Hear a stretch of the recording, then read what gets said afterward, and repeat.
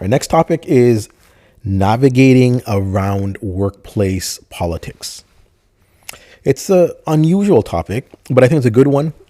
You feel often, in the workplace, I see a chunk of the population, chunk of the workforce doesn't think there's anything called politics, right? They ignore it. And, they get mad or upset when, somebody else that maybe they feel is not as smart as them or works hard as them, they get the promotion, they get the raise, they get the praise. Now, how does that work, right? You have someone that someone feels is not as smart, not, working hard, not working as hard, coming in later, leaving early, whatever the case is, and they're getting the promotion, they're getting the recognition. So I think really workplace politics is important. And I think the first rule is knowing that it exists, knowing that there is a real thing, it does exist, and you have to play the game. Now, I don't feel, as soon as you hear politics and workplace politics, it sounds like a negative thing.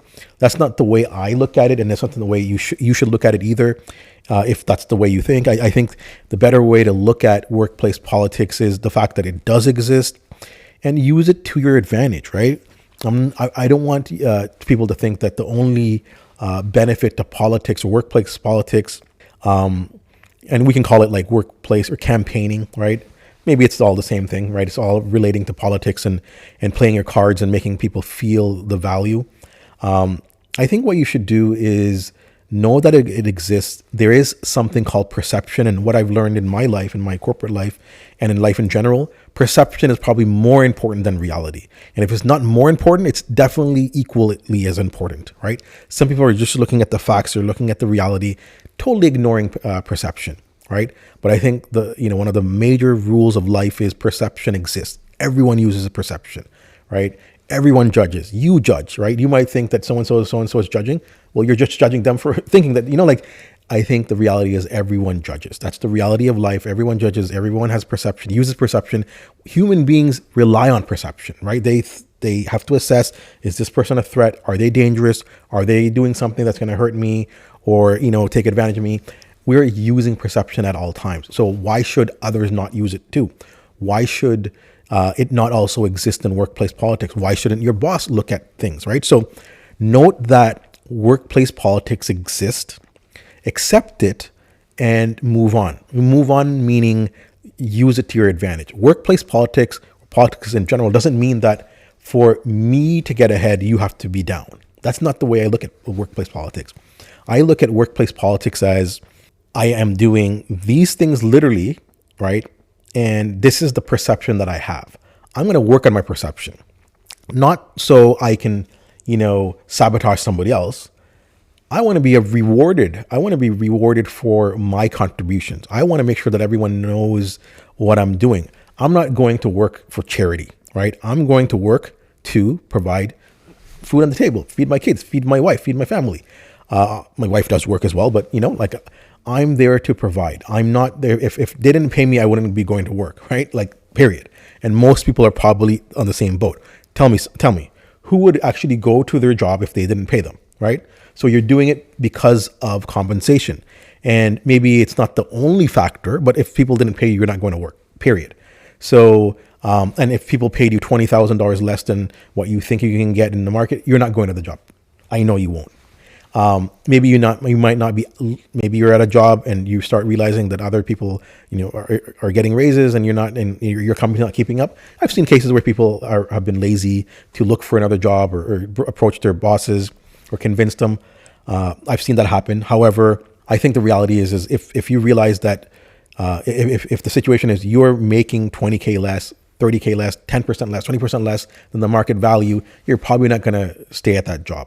So if you want to be remunerated, you want to be rewarded, you want to be paid what you're worth, you gotta look at workplace politics. You gotta campaign. You gotta make sure people know what you're doing, not only in reality, but the perception has to be positive, right? You can't have only, right? So if I'm working and I'm, for example, I'm working my butt off and I'm producing things and no one knows about it, yeah, it might seem like the noble thing to do, just to be humble and, lunch pail, bring your lunch pail to work kind of person. But really, like, you're doing all this work, putting all this effort, and, I'm not saying go out and every time you do something good, guys, I did something, guys, give me a high five. I'm not saying that, but, I'm definitely not saying that. But you can't be where no one knows what you're doing. No one knows what value you're bringing in. So I think workplace politics exists. And I'm not talking specifically between people and sabotaging people. I'm not for that at all. However, I'm not for someone working hard, bringing the company forward, at the same time not being paid what they're worth, right? Being undervalued. And if that's the case, you got to realize workplace politics exist. You have to realize that it's a real thing, and you have to navigate properly through the workplace politics in an ethical way. So one last point on the subject. It exists. Know that it exists. You have to play it. You have to play the cards right. You have to make sure people are aware, not at all times, because if you do it every time you do something good, no one's going to want to talk to you, right? And you're not going to get any raise, and you're probably going to be boycotted and probably let go eventually, right?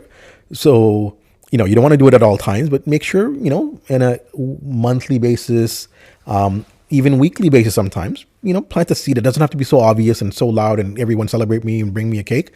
But it could be in a way where you make those subtle comments about your boss. Hey, you know what? This really worked out well, right? I did this and it really worked out well. Thank you so much for giving me this advice. I did it and it worked, right?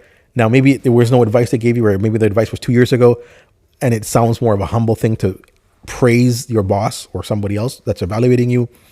Thank you for your suggestion. I followed it and I did this. Well, that just is enough for them to think, oh, what did you do? And what did I tell them? I forgot what I told them. Oh, and they're observing what you're doing. It's, oh, you know what? You did some good work. Or yeah, the report looks fantastic, right?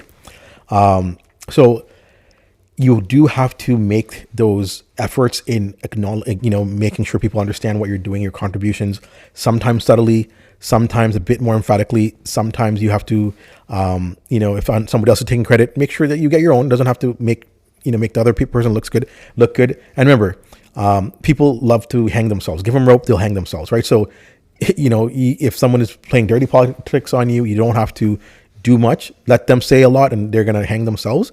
At the same time, don't just be, silent and just let other people take credit and no one talk about you. No one, talk about your contribution. I've seen a lot of people that are very, very valuable, very smart. And I'm going to, use a stereotype. They may be in analytical positions. They may be in, finance or IT. They do great work. And they're so anti-politics, they're anti-sales, they're anti-PR perception, right? They're all about the facts and the data and what they're doing.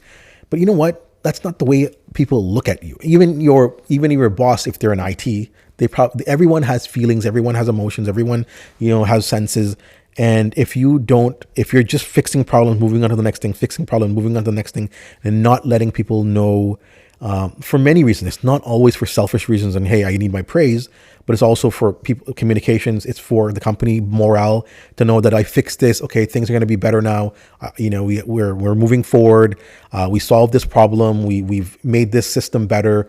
We've done things to make things faster. We're giving information in your fingertips. Whatever the case is, there's many benefits to campaign and let people know about your contributions without being selfish, without being greedy, and even if, remember, no one goes to work for free and no one will stay at the job if they're vastly underpaid. So people are going there to make money and other things, but primarily to make money. And if you want to get paid, you got to make sure you play the cards properly, let people know, not for bad mouthing and, bringing others down and sabotaging, but I'm definitely for people to be rewarded for their contributions.